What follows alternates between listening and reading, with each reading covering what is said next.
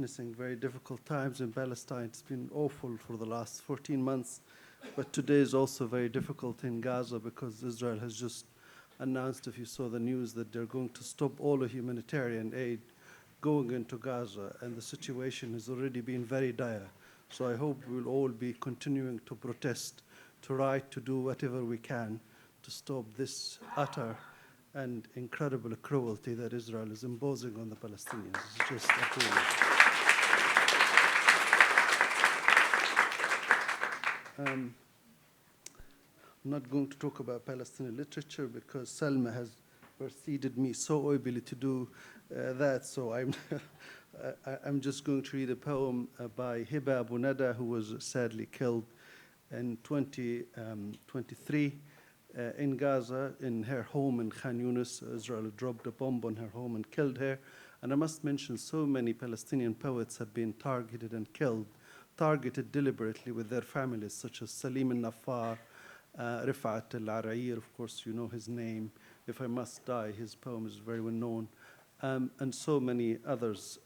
So it's quite extraordinary that this culture, how much targeting Israel is imposing and causing such harm to it.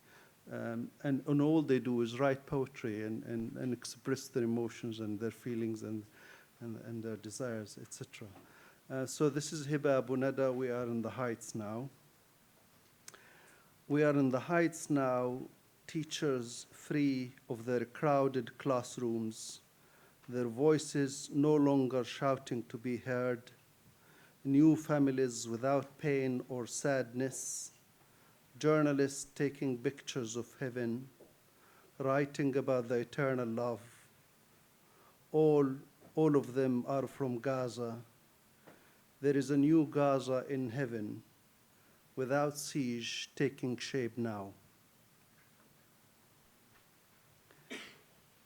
This second poem I'm going to read, I wrote some time ago. It was actually in reaction to the pogrom that was done to the people of Hawara in Nablus. I adapted it slightly, changed it added a few lines and so on in light of what happened in Gaza, but it's pretty much the same. It's all been very severe violence. The title of the poem is They Prepare for Their Weddings.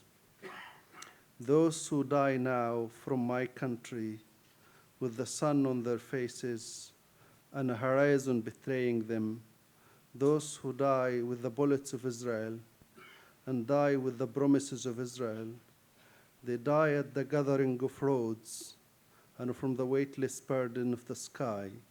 They die in houses bereft of light, in hospitals emptied of cures. They die. Death visits them more than poetry. Hunger eats their children, and they prepare for their weddings under collapsed roofs, over dead bodies under the rubble. They die without mirrors and walk on roads unashamed of their narrowness. Those who die now from the youth of my country, they are without a doubt concealing in their bodies the barest sparks of a fire. Thank you.